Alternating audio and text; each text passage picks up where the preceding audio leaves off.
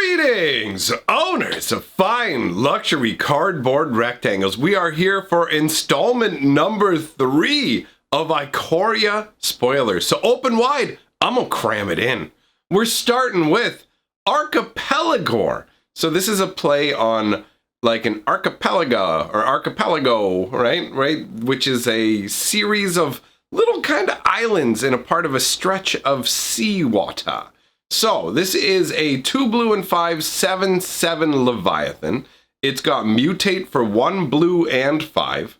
Whenever this creature mutates, tap up to X target creatures, where X is the number of times this creature is mutated. Those creatures don't untap during their controller's next untap step. That's pretty gross. Honestly, this feels like a half-decent finisher in a draft environment. Like, dude, you can just keep tapping down their guys as you mutate more and more. The artwork is pretty straightforward. You've got a crazy Leviathan out on the insane wavy seas. You can see its background, not its background, its back has a like kind of big rocky mountainous kind of feel to it. And that's probably because when this thing is submerged, a bunch of its back sticks up in different locations and makes it look like a tiny little chain of islands. That's pretty flavorful. Overall, I mean, not too much to say. It's a pretty straightforward style card. You got a turtle-looking Leviathan jamming his claws up out of the water going, get you some! So let's move on to the next card. And that is Auspicious Starix, or Starix. 1 green and 4 for a 6/6 elk beast. This is 1 green and 5 to mutate. Whenever this creature mutates, exile cards from the top of your library until you exile X permanent cards, where X is the number of times this creature is mutated. Put those permanent cards onto the battlefield. Ooh. Oh, it's got kind of like a Genesis wave vibe to it. That's not too shabby. You basically could, like, I mean, yeah, it's going to be random, but you could end up scoring some sweet permanents on the board. That's not too shabby at all, man. Can't complain about that. That's pretty neat. I mean, it's I guess it's good that for mutate you have to actually cast the spell for the mutation to take effect, because otherwise you could just like, oh look, a creature with mutate came out. Guess I'll put it on my auspicious starix. Oh look, I mutated again. Look, another permanent. Feels like that would chain pretty crazily. Now honestly, when we take a look at the art, this doesn't feel like an elk. This feels like an otherworldly green zebra almost. It's a pretty awesome looking creature, really. This would be so striking to summon. Like, you go onto some other plane of existence, you summon this thing up, and it's like, where did you find that gigantic elk beast? It's really cool looking, man. And the crown of red horns that it has, it's a Christmas beast. It's red and green. He's ready to give you a special gift. I really like the artwork on this card a lot, actually. Not only does the elk look cool, but this dude who looks like he's like bonded with it, doing some kind of ritual? I don't know. He's on a little stone outcropping. He's got a couple of braziers there with the green magic floating up off him. He's got his hands kind of held out in worship. It makes me wonder if this is actually originally intent to be Ikoria artwork. You know what I mean? Like sometimes when they do a new Magic set or whatever, they'll take some old art they have kicking around and they will repurpose it. And I mean, yeah, I mean, it does look like a pretty big creature and it does have these horns on its head, but are there crystals in the background? Maybe tucked down around the trees, there are some crystals there. When I looked at the woodlands behind, it just kind of looked like a normal forest setting. I mean, you've got this beast standing in water. I thought, oh, you know what? This could actually have been a green-blue, like, sort of convocation summoner style card. But there are what looks like some little crystals down there in the back. Do they ever go back and digitally... That makes me wonder. Do they ever go back and digitally alter in extra details that weren't there to make art fit into a new world? Because I know that they do digital alters to make sure that cards fit a particular culture's sensibility. That's why you will see particular alters where skeletal creatures have been clothed in more flesh to not kind of upset particular parts of the world. So that's interesting to note. But overall, this isn't too shabby a card. This, I mean, I don't see myself playing this in my green deck, but that's because it's not going to be mutate heavy. Let's take a look at the next card. and that is Back for More. 1 green, 1 black, and 4 for an instant. Return target creature card from your graveyard to the battlefield. When you do, it fights up to 1 target creature you don't control. And the flavor text says, how can you be sure you pierced its heart? Do you even know where its heart is?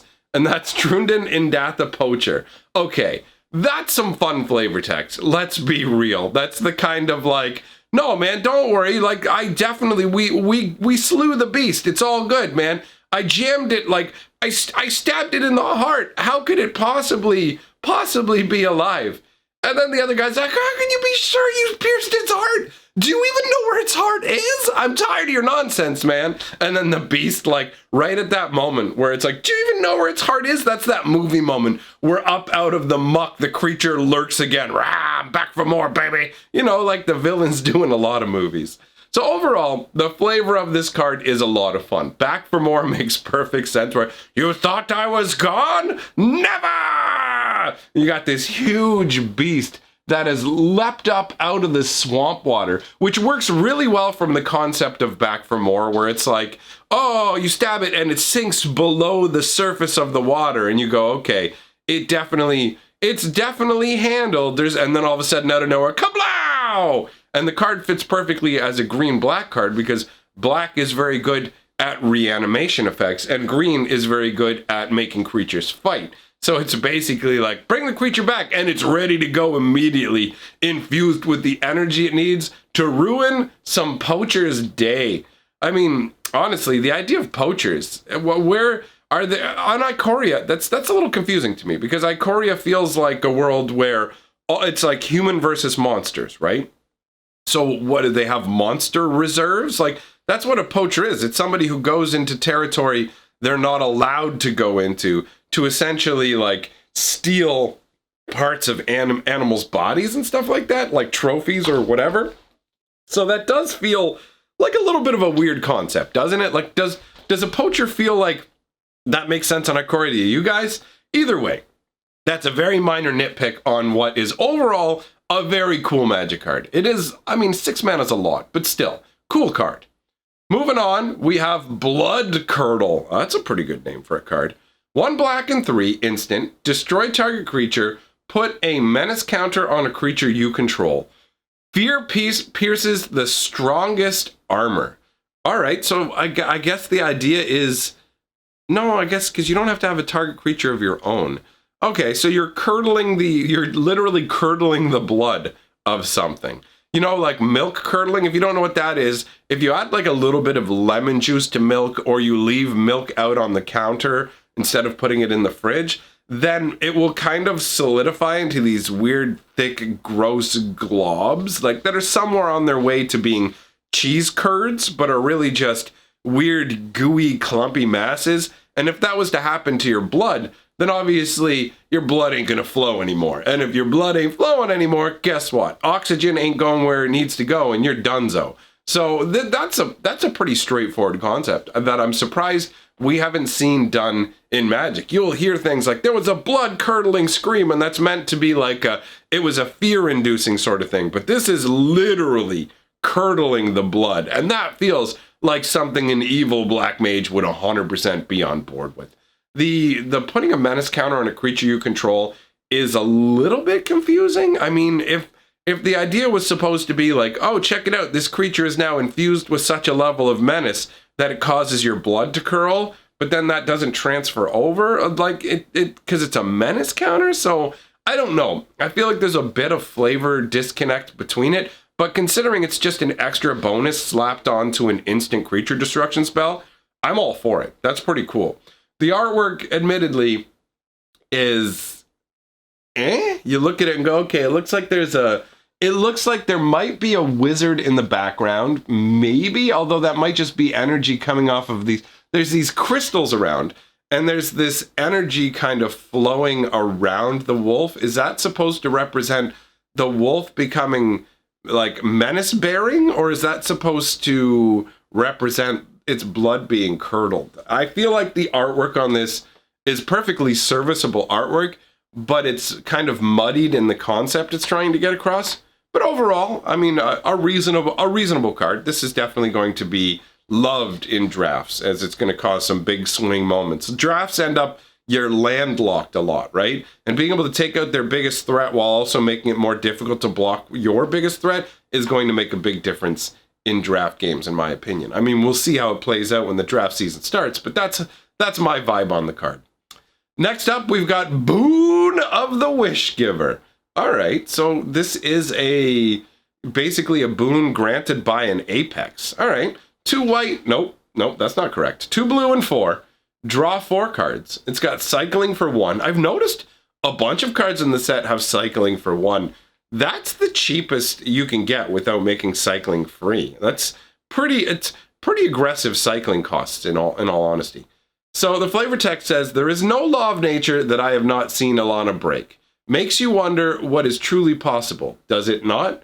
Riel the Everwise. So Alana's one of the apexes, one of like the tribal lords of Ikoria, and grants wishes. So this is clearly one of someone's wishes being granted, and they're being given a ton of knowledge. And in the artwork, you can see Alana, claws stretched outwards, blue energy flowing up off of both of those, and like what's the word I'm looking for here?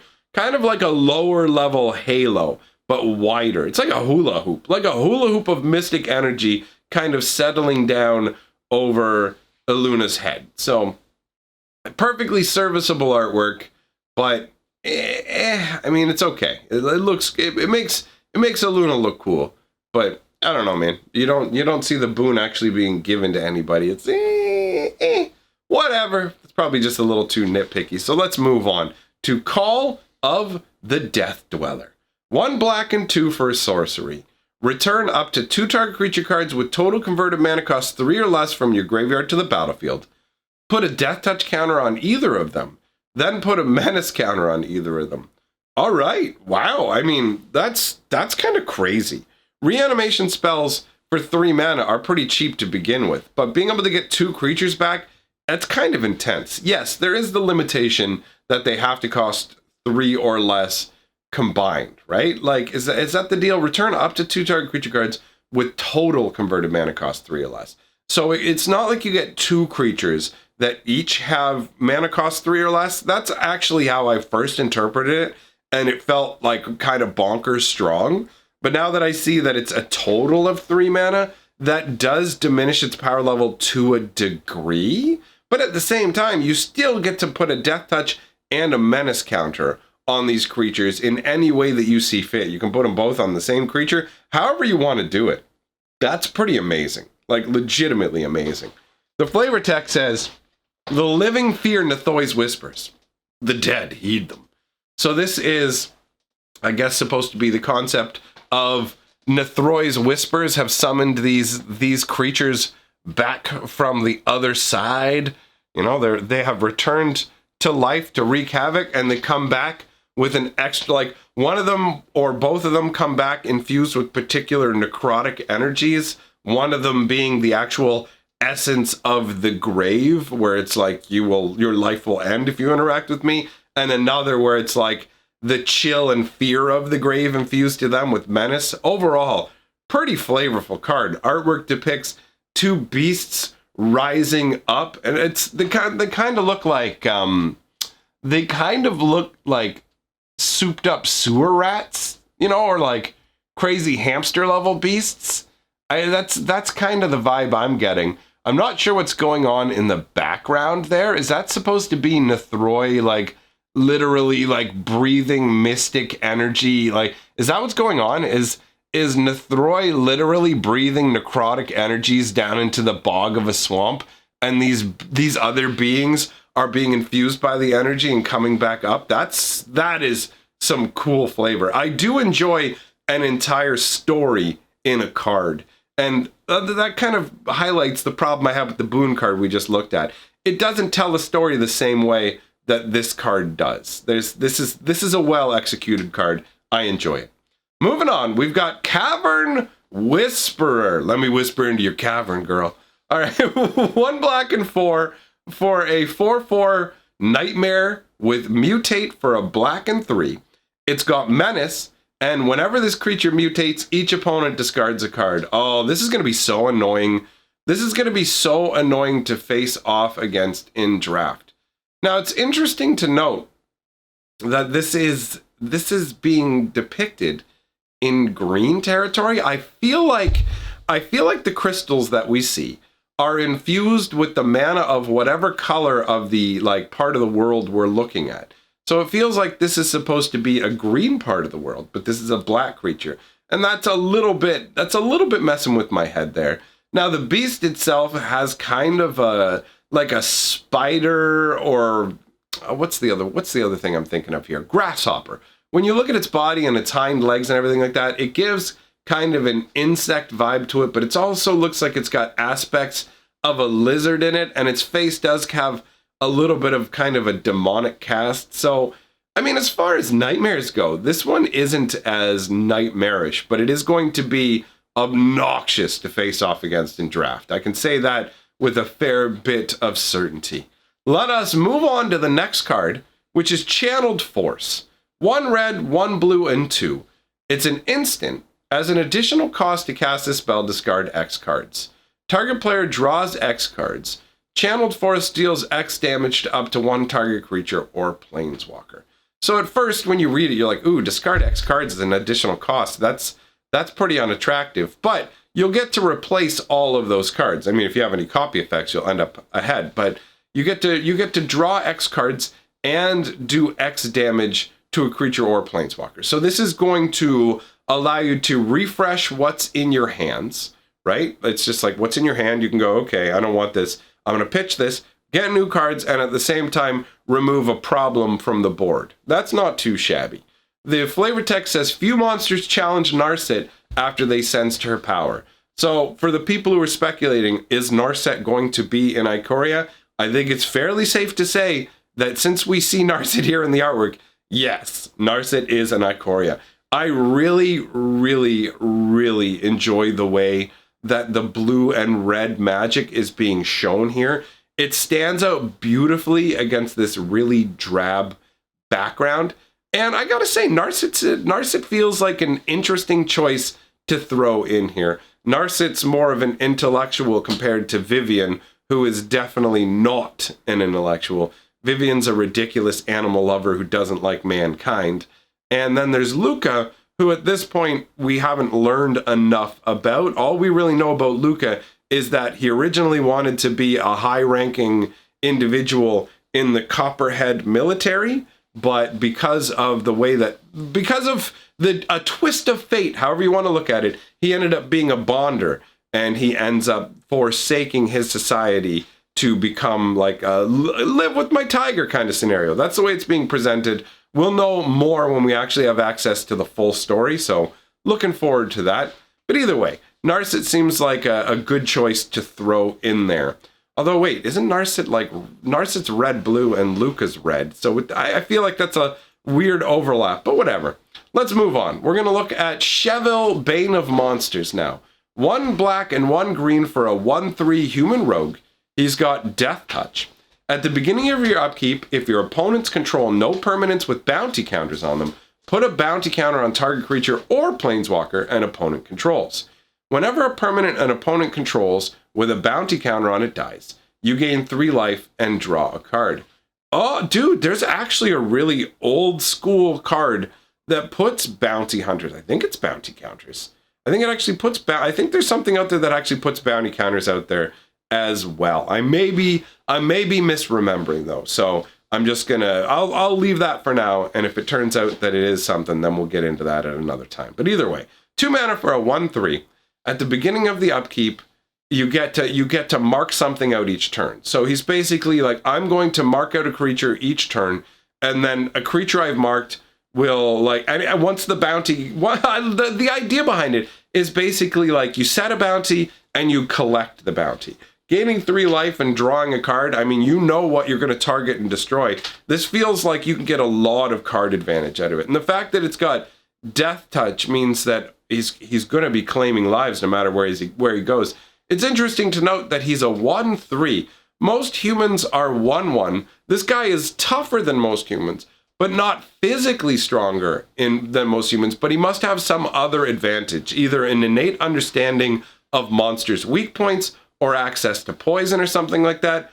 Or in this case, you can see that he just goes and hacks up their eggs, which honestly, he's standing in front of the nest like, yeah, like you'd stand in front of like a hunter would stand in front of like a lion or an elephant they had downed. And it's like, really? Are you proud? Are you proud of your egg smashing? I mean, in one way, yes. You're making sure there won't be more monsters around. But that seems like a task where it's more like you grimly accept that it has to be done so more won't spread. The same way that Goblin Slayer is like, let no goblin live, even if they're a child sort of thing, right? Either way, I mean, this guy, he's got, I don't know if it's the stance or the chest or whatever, but he kind of screams like D-bag to me, you know? Like, he's probably insufferable to deal with, but his weapon is really cool looking. It's got this sort of lumberjack saw blade aspect to it, but there's a big spike down closer towards the hilt of it, and up towards the tip of the sword, it looks like it actually curves over into some kind of hook. That's an interesting looking weapon, and overall, I mean, this guy's solid. He feels pretty solid. I expect to see him ripping it up in standard. The fact that you can get a bunch of card advantage in life from him, pretty nice. All right, moving on. Chittering Harvester. 1 black and 5 for a 4/6 nightmare. It's got mutate for a black and 4. Whenever this creature mutates, each opponent sacrifices a creature. Oh, all right now. Well, this is an expensive effect. I mean, obviously. You have to pay a lot to mutate with this, or pay a lot to put it out. But either way, that's a solid ability. Your opponent losing a creature each time you mutate. I really have not been able to peg down how strong mutate is going to be, how much of an effect it's going to have, but this is interesting to see. All right. And the artwork is, I mean, it's pretty straightforward. You've got a cave with these trees growing up out of the side of it, and inside it you have the Chittering Harvester just kind of, you know, hunched down, waiting to go out and harvest some people, I guess. He's got these pincher claws that actually look like they're made out of brass. They look super hard.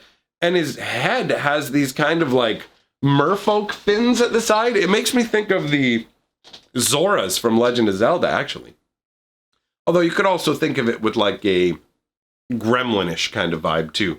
But either way, this is a okay card with some okay artwork. Nothing super exciting. So we're going to move on to, oh God, this card makes me so happy. I cannot begin to express to you how happy Colossification makes me. Well, I mean, I guess I can begin to express it because I'm about to. This is the best enchantment ever made. I don't care what anybody says.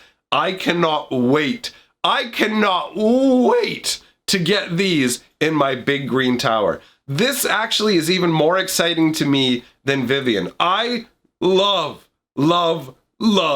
big, dumb creatures and making them bigger and dumber. In M19, I used to love to put out a Giganosaurus, which is a 10/10, and then put Prodigious Growth on it, which gives it +7/+7 in trample, and make a 17/17 trampler. And Colossification gives +20/20. So this is 2 green and 5 for an enchant creature. When Colossification enters the battlefield, tap enchanted creature. Oh no! Can't use it the first turn. Who cares? I don't care. I know a bunch of people are probably going to consider this a jank whatever win more card, but this card lights my heart up. I love this so much. The flavor text says, turns out the case of the flattened outpost and the case of the missing kitten were related. Ah, it's so good. And the artwork, that's a kitten. Look, that's just a little kitty cat. Look at how big it is, man. It's towering over all the trees. You've got these big crystals arcing up, and these are all kind of purpley black, so I guess I got my answer in that we will see creatures and effects of different colors in different areas of the lands, and it will not be particularly like monocolored keys. Well, I guess that makes sense because each of the domains are tricolored, but oh my god, you can give anything you want, +20/+20. I love this. This is going to be hilarious when you have one of those like little like 0/3 or like 0, like a gilded goose where you're like, I'll put out my gilded goose. Oh, look, by the way, my gilded goose gets +20, +20. Get one-shotted by a goose in the face. Get goosed. I'm going to be yelling goose at the top of my lungs like we were watching Top Gun. Let me know if you get that reference. Moving on. We're going to look at Death's Oasis. That's a good name. 1 green, 1 black, and 1 white for an enchantment that says, whenever a non-token creature you control dies, put the top 2 cards of your library into your graveyard. Then return a creature card with lesser converted mana cost than the creature that died from your graveyard to your hand. I'm gonna be honest, I just blanked out for a second still thinking about Colossification. I literally have to reread that to get it. Whenever a non-token creature you control dies, put the top, mill yourself for 2, okay? Then return a creature card with less converted mana cost than the creature that died from your graveyard to your hand. Okay, alright, not too shabby. And pay 1 mana, sack the Oasis. You gain life equal to the greatest converted mana cost among creatures you control. Well, this seems really solid, honestly. Every time you lose a creature, sure, you have to mill yourself for 2, but you're just going to get other smaller creatures back, and that feels like it, especially in a situation with Mutate, where you could end up having a bunch of creatures go to your graveyard at once. I could see this actually being a pretty neat and useful card. And the fact that they tacked on the whole, you can sack it to gain life equal to the greatest converted mana cost among creatures you control is a nice little bonus. It honestly feels like they didn't have to add that in there. But that's cool. That adds like another like level to the Oasis concept, where oases are somewhere to recoup and regather your health. We've had other cards in Magic that have gone with the same kind of concept, Hot Spring, Oasis, you know? So that makes sense. The artwork is pretty cool. I mean, it's like got this really dark, moody kind of atmosphere where it's shown at night, and you've got some weird little squiggle trees in the background with what looks like the bone remnants of a beast. And then in the forefront, you have a creature that's like, I don't know, maybe half insect, half lizard, but it's completely black. It's just pitch black, except for the green eyes that it has. And that's so crazy to me, because it's not like there's no moonlight. You can see the moonlight reflected in the water. There's something about the nature of that black creature, and there's actually a bunch of them floating around in there. So, not floating, but flying around. So I assume those are all the same kind of creatures. But they're literally like, are they shadows of death? That's some really cool flavor. This is actually some really, really nice artwork. The whole thing sets a particular mood, and that's, as the kids say, mood. The next spoiler we have is Dire Tactics. 1 white and 1 black for an instant that says, exile target creature. If you don't control a human, you lose life equal to that creature's toughness. And the flavor text says, I will preserve human life at all costs. I will stand alone against behemoths before I let them touch my city. I will hold the wall. Oath of the Coppercoats. All right, well, I mean, that's pretty straightforward, pretty simple concept, where the dire tactics, it's like, okay, we're going to do whatever it takes. Whatever it takes to make this happen, whatever it takes to take this beast down, we will pay that cost.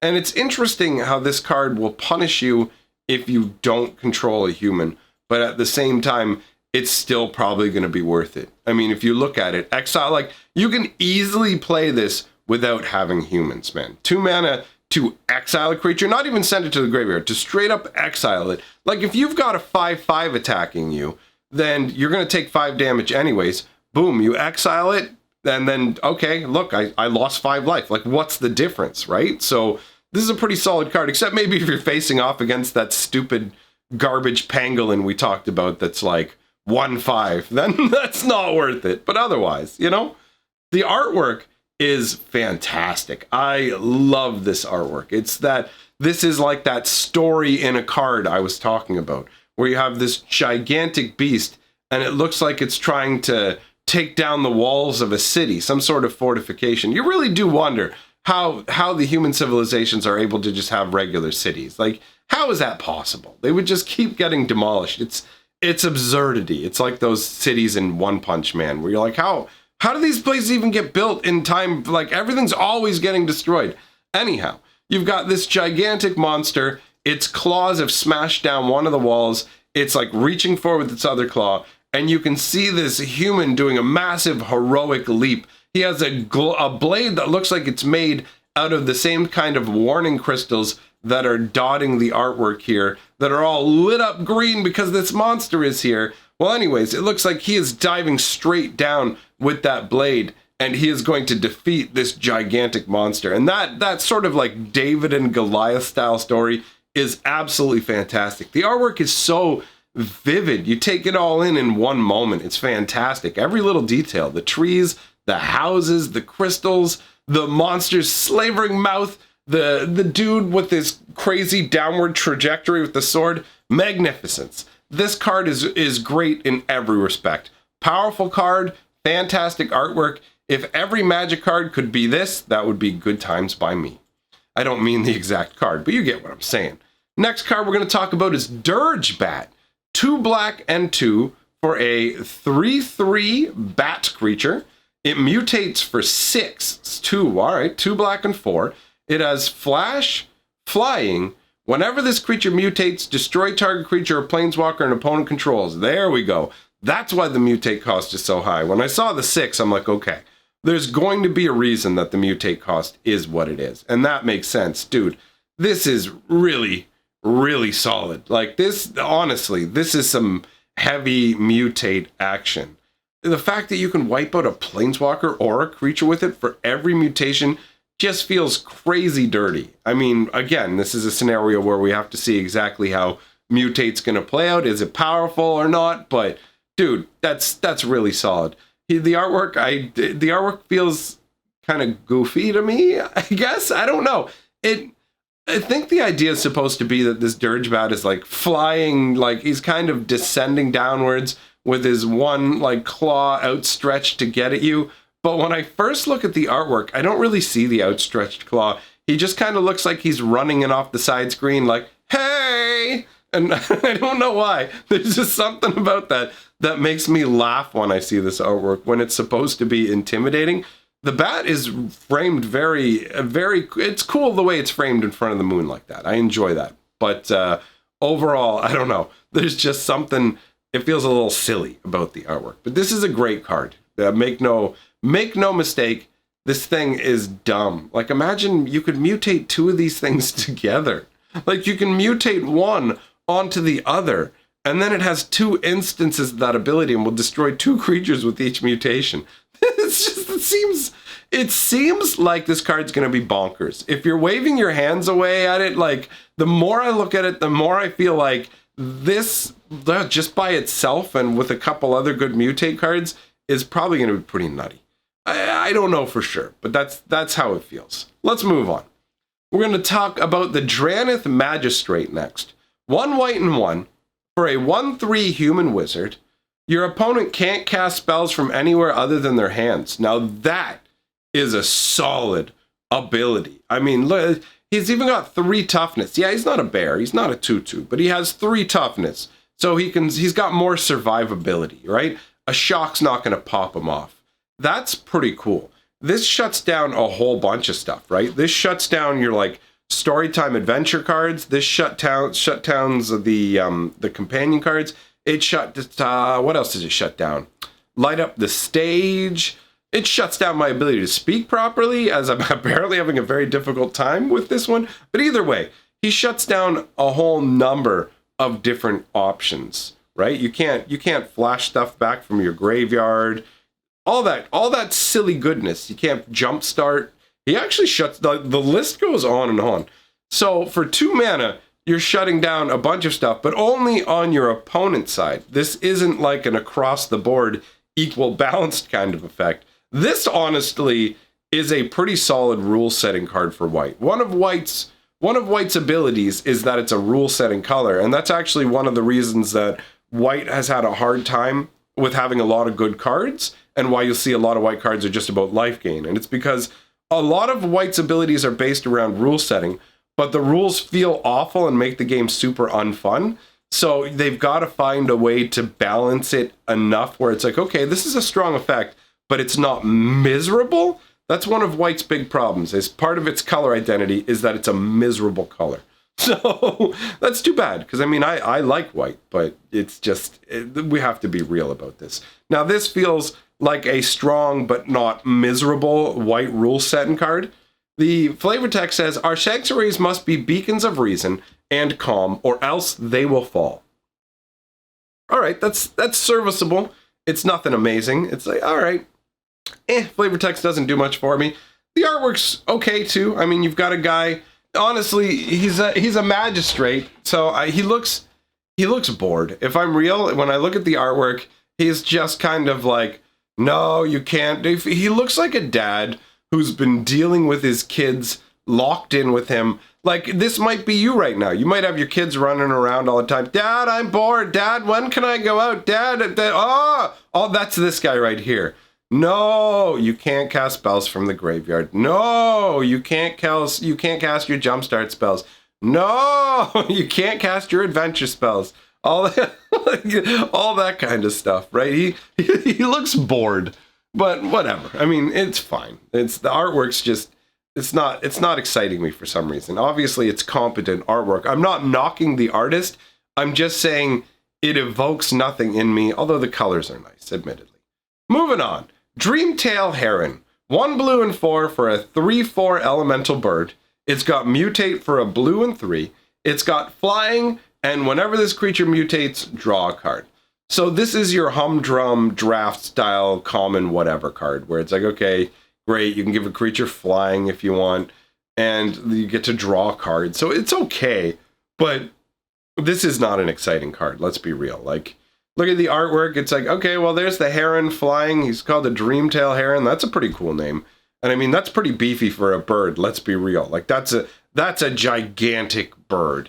Drakes come in this size. So this is the size of like almost a mini dragon. That is a gigantic bird with a massive wingspan. And the artwork does convey sort of like a cool concept overall, like temperature-wise, which I'm digging. But overall, not much more to say on this one, so let's move on. Next card we have is a more exciting bird, and it is very much in contrast to the previous one. That is Everquill Phoenix. 2 red and 2 for a 4/4. It's got mutate for 1 red and 3. It's got flying, and whenever this creature mutates, create a red artifact token named Feather with 1 sacrifice feather, return target Phoenix card from your graveyard to the battlefield tapped. Admittedly, when I first read Feather, my brain thought about Feather from War of the Spark. So there was a little bit of, wait, what? I had to read it again to go, okay, no, never mind. You're making an artifact that's just a feather. It's literally just a feather of a phoenix, and you can sacrifice the feather to bring a phoenix from your graveyard to the battlefield tapped. That's a really interesting concept for a phoenix. Let's be real. Normally, phoenix, like, all phoenixes have this rebirth concept where, like, the most standardized version of a phoenix is, like, it's actually the same phoenix. Like, it lives its life. At the end of its life, it basically sets itself on fire and burns away into nothingness, but in its place is left an egg from which it bursts again. Or sometimes it doesn't even need the egg to, like, burst. It's almost like a snake molting, where it's just like, ta-da, I'm a new phoenix burst from the previous one, but I'm the same being kind of deal. So that's the concept with phoenixes, is they can keep coming back to life. But usually it's just like, I rebirth myself. That's what phoenixes in Magic do. This is the first phoenix that actually can bring back other phoenixes. 1 feather from this phoenix is enough to rekindle the existence of any phoenix, which would make this, in a way, the most potent phoenix in existence, right? Because it can bring back, phoenixes are very rare, but there are things that can wipe them out. And if they get destroyed and can't rebirth themselves, that's just 1 less phoenix in existence. But this phoenix could theoretically restore every phoenix that had ever existed. And that, from a flavor standpoint, is absolutely incredible. That makes this card really, really neat overall for me, like as a Phoenix. And for anybody who plays Phoenix Tribal, obviously, that's super exciting, right? So in terms of like this being a mutate card, it's not too shabby. I mean, you're getting some pretty decent beef. It feels like this would be pretty dumb if you could slap it on some other mutating goodies. Maybe try it out with that weird bat and see what happens, you know, go black-red. Who knows? I'm expecting to see some other beefcake mutate rares.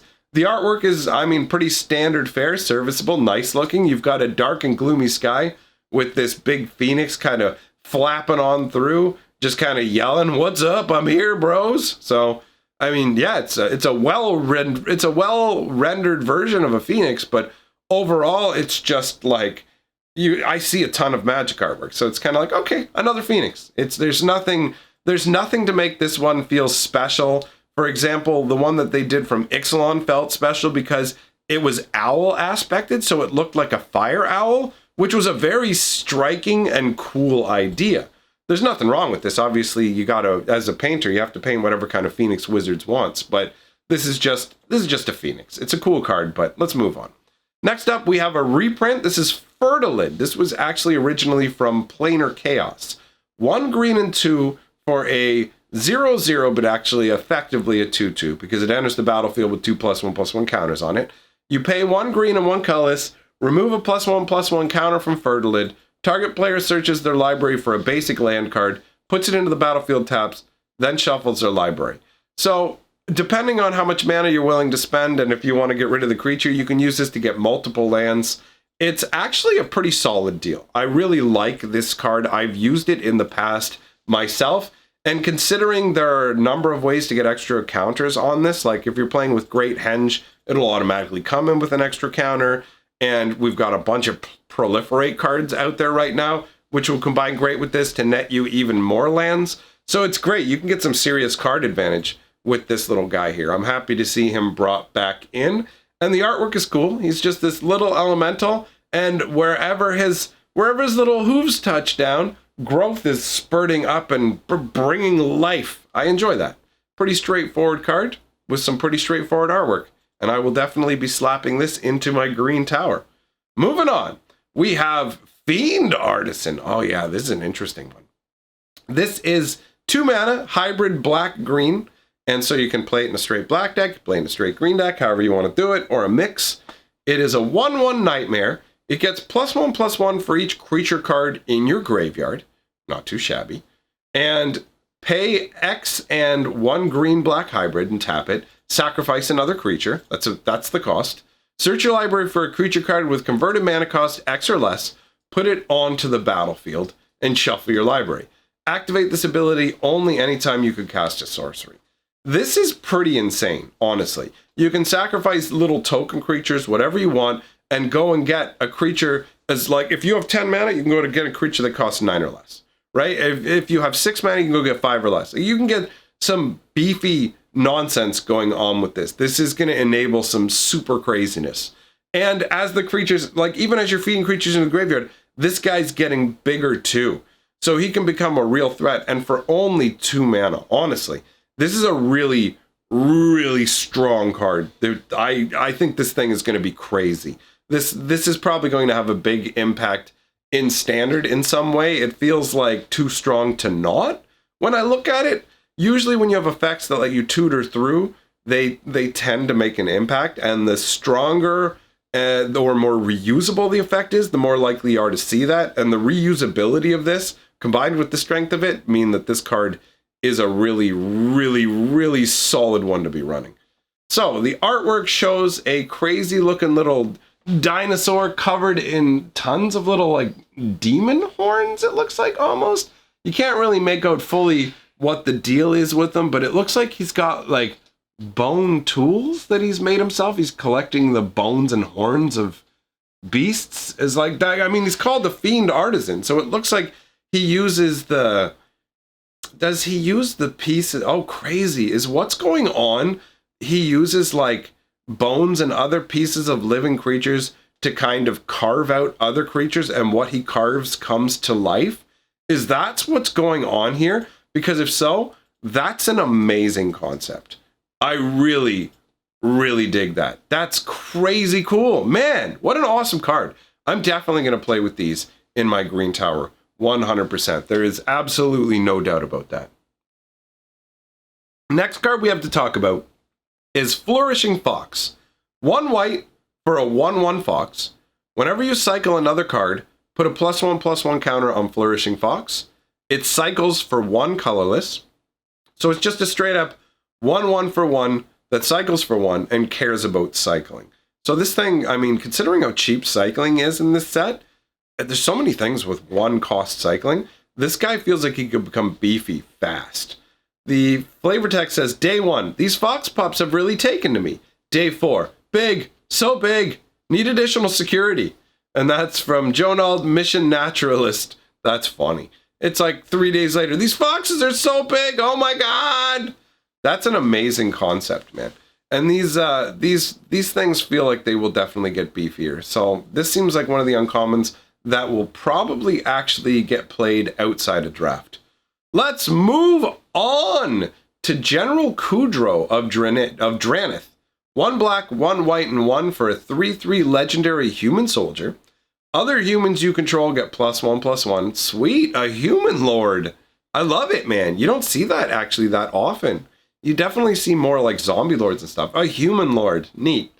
Whenever General Kudrow of Drannit or another human enters the battlefield under your control, exile target card from an opponent's graveyard. Pay 2 mana, sacrifice 2 humans, destroy. It's so weird, right? Sacrifice 2 humans. Oh no, magic, you're devil worshippers. Why, little Billy? No. All right. Destroy target creature with power 4 or greater. Oh, that's pretty funky, man. So it's gotta sack 2 creatures and pay 2, and you can.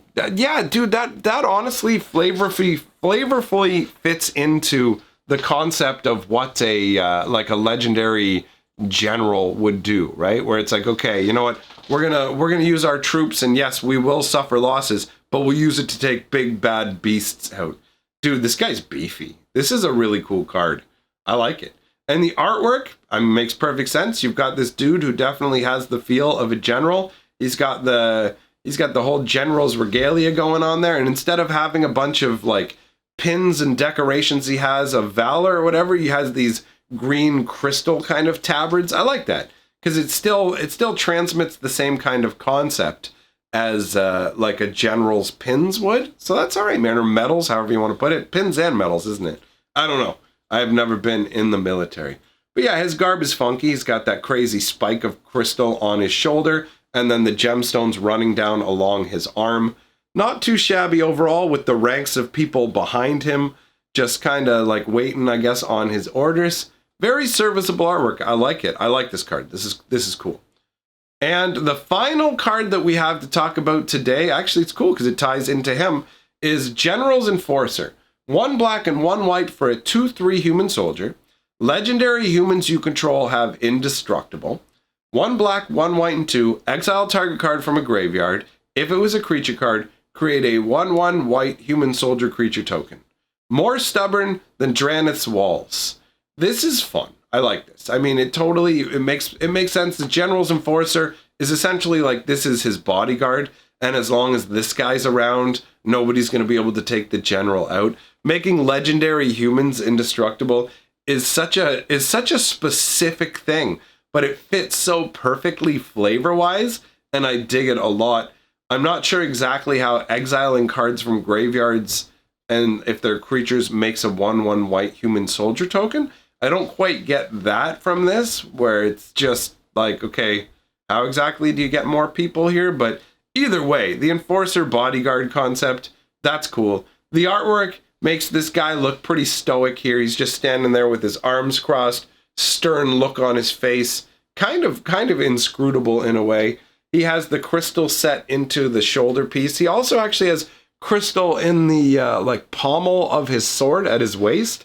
And he's just standing there in some kind of town square, I guess, keeping order or facing down somebody who has to, bend his will because he is here in service of the general.